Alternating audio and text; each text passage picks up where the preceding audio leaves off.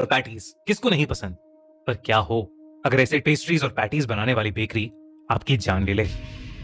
रीटा एक video content creator थी और वो नए नए कैफेज, रेस्टोरेंट्स और बेकरी में जाकर फूड ब्लॉगिंग और रिव्यूइंग करती थी। उसकी लाइफ में सब कुछ अच्छा चल रहा था। एक दिन घर पर कोई नहीं था और उसे अपने 12 साल के छोटे भाई डैरेन को स्कूल से पिकअप करना था। उसी दिन उसे दिलखुश बेकरी के खाने को रिव्यू करने का इनवाइट आया। रीटा उस बेकरी को चेकआउट करने के लिए बड़ी एक्साइटेड थी क्योंकि वो पहली इंसान थी जो उस बेकरी को रिव्यू करने वाली थी। स्कूल की छुट्टी हुई और रीटा डैरेन को लेकर उस बेकरी की तरफ निकल पड़ी। डैरेन, जो स्कूल की सारे दिन की थकान से परेशान था, बार बार अपनी बहन को घर वापस जाने के लिए बोल रहा था। पर रीटा, जिसके फॉलोअर्स पिछले 1 महीने में बहुत कम हो चुके थे और जिनको बढ़ाने के लिए उसका इस बेकरी के ऊपर वीडियो डालना बहुत जरूरी था, वो डैरेन को अलग अलग तरीकों से चुप करवाकर गाड़ी चलाए जा रही थी। मेन रोड से हटकर वो लोग कच्चे रास्ते पर काफी देर से गाड़ी चला रहे थे और अब उन्हें फाइनली वो बेकरी दूर से दिखने लगी थी। डैरेन, जो इतनी देर से गाड़ी में इधर उधर हो रहा था, उस बेकरी को देखकर अचानक से शांत हो गया।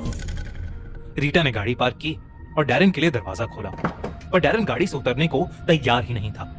रीटा ने उसको बेकरी के अंदर मिलने वाली पेस्ट्रीज का लालच भी दिया, पर डैरेन अपनी सीट पर जैसे जम सा गया था और बस बेकरी के दरवाजे की तरफ घूर घूर कर देखे जा रहा था। रीटा ने उसे जोर से हिलाया, जिसके बाद वो उसकी तरफ देखकर बहुत जोरों से रोने लगा और घबराते हुए कहने लगा कि उसको बेकरी के गेट तक आते आते कई छोटे बच्चे दिखाई दिए थे और उन सभी बच्चों के कपड़े खून में सने थे। डैरेन ने रीटा से कहा कि वो बच्चे अब बेकरी के दरवाजे के सामने खड़े हुए हैं और उन्हें अंदर जाने से मना कर रहे हैं। रीटा को अपने भाई की बात सुनकर समझ आ गया था कि यह और कुछ नहीं बल्कि पिछली रात देखी हुई हॉरर मूवी का नतीजा है और इसलिए उसने अपने भाई की एक ना सुनी और उसका हाथ पकड़कर उसे अपने साथ बेकरी के दरवाजे की तरफ लेकर जाने लगी। वो बेकरी के दरवाजे के अंदर घुसे तो उस बेकरी में कोई नहीं था, लेकिन फिर एक बूढ़ी सी आंटी आई और उन्होंने डैरेन को एक मीठा बन दिया और बन हाथ में आते ही रोता हुआ डैरेन अचानक शांत हो गया और बन को मजे से खाने लगा। तभी पीछे से एक बूढ़े अंकल की आवाज आई जिसने रीटा को वेलकम किया और उससे कहा कि अगर वो परेशान हो रही है तो उसके भाई डैरेन के लिए अंदर एक प्लेइंग एरिया है जिसमें बहुत सारे बोर्ड गेम्स हैं। ये सुनकर रीटा खुश हो गई क्योंकि डैरेन को बिजी करके अब वो अपनी वीडियोस आराम से बना सकती थी। रीटा ने डैरेन का हाथ पकड़ा और उसे आंटी के पीछे पीछे अंदर बच्चों के प्लेइंग एरिया में छोड़ आई। वो बेकरी बेहद ही सुंदर थी, जिसमें पुरानी और महंगी चेयर्स, शानदार टेबल्स, सुंदर लाइट्स सब थीं।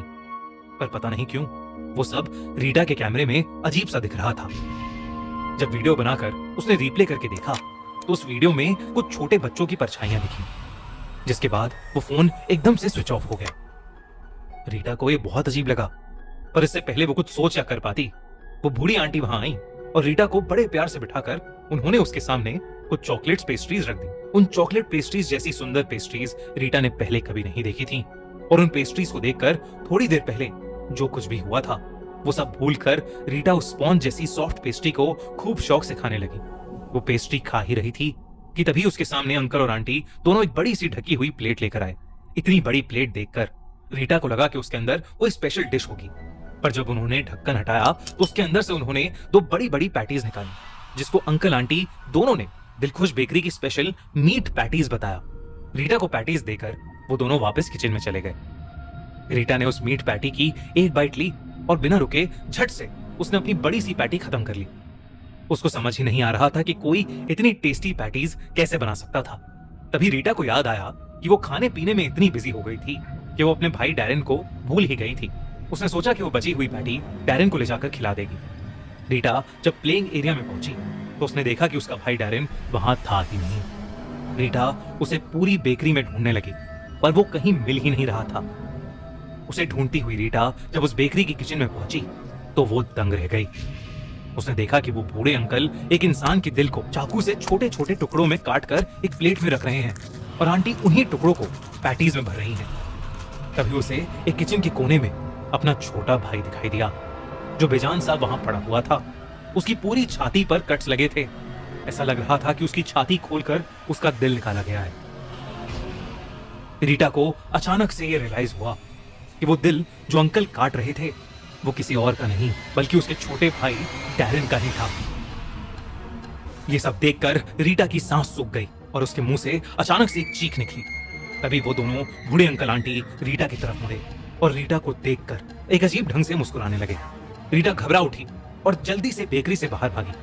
जैसे ही उसने उस बेकरी से अपनी गाड़ी निकाली तो उसे गाड़ी के रियर व्यू मिरर में कई सारे बच्चों की आत्मा दिखी।